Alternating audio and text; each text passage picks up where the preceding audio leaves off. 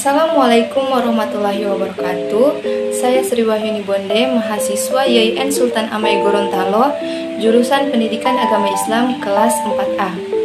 Tujuan saya membuat video ini yaitu untuk memenuhi tugas mata kuliah evaluasi pembelajaran. Pada kesempatan ini, saya akan membahas tentang ruang lingkup evaluasi pembelajaran.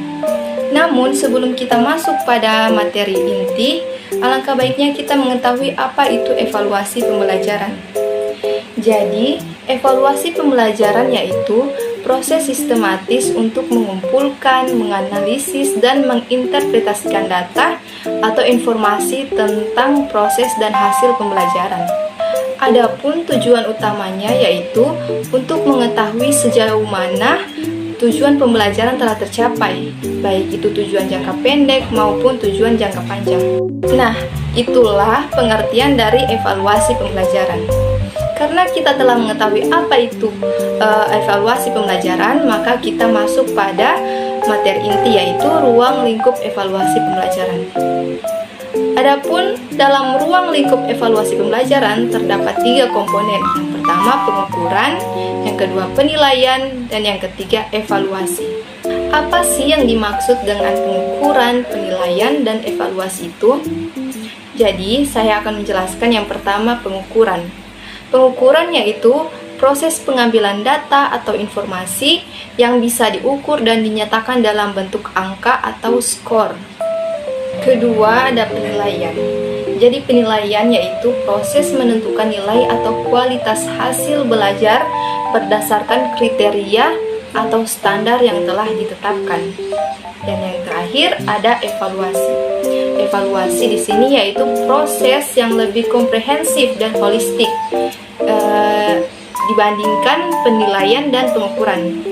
Evaluasi ini mencakup penilaian terhadap semua aspek pembelajaran, termasuk pengetahuan, keterampilan, sikap, dan nilai-nilai yang diperoleh peserta didik. Nah, kita masuk pada pembahasan berikut tentang pengukuran.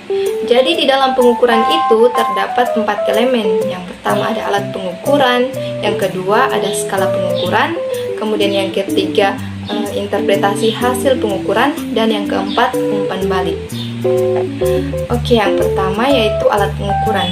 Apa sih alat pengukuran itu?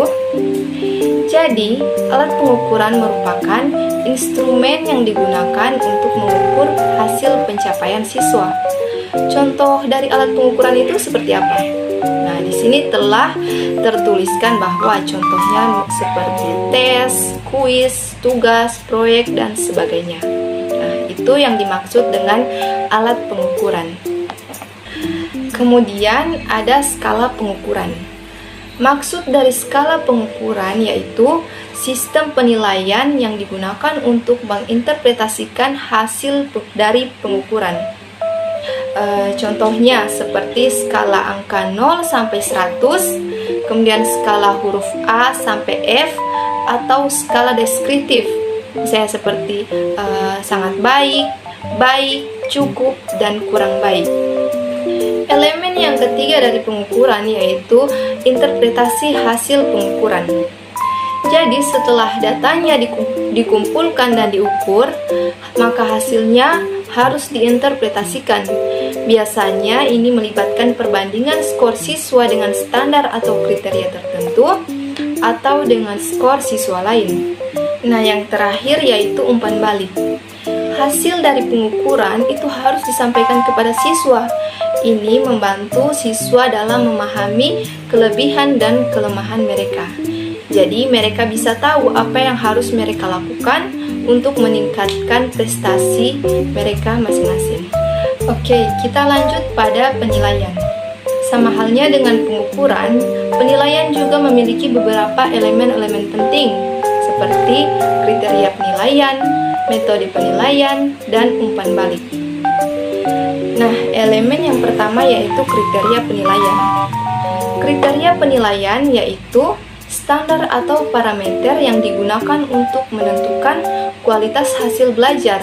Kriteria penilaian ini bisa berupa pengetahuan, keterampilan, sikap, dan nilai-nilai yang harus dicapai oleh peserta didik. Elemen yang kedua yaitu metode penilaian. Metode penilaian ini merupakan cara atau teknik yang digunakan untuk melakukan penilaian. Bisa berupa tes tertulis, observasi, wawancara, proyek, dan sebagainya. Yang terakhir yaitu umpan balik. Sama halnya dengan pengukuran, hasil dari penilaian ini harus disampaikan kepada siswa, gunanya agar siswa mampu meningkatkan prestasinya karena telah mengetahui yang mana kelemahannya dan yang mana kelebihannya. Kemudian pembahasan yang terakhir yaitu evaluasi.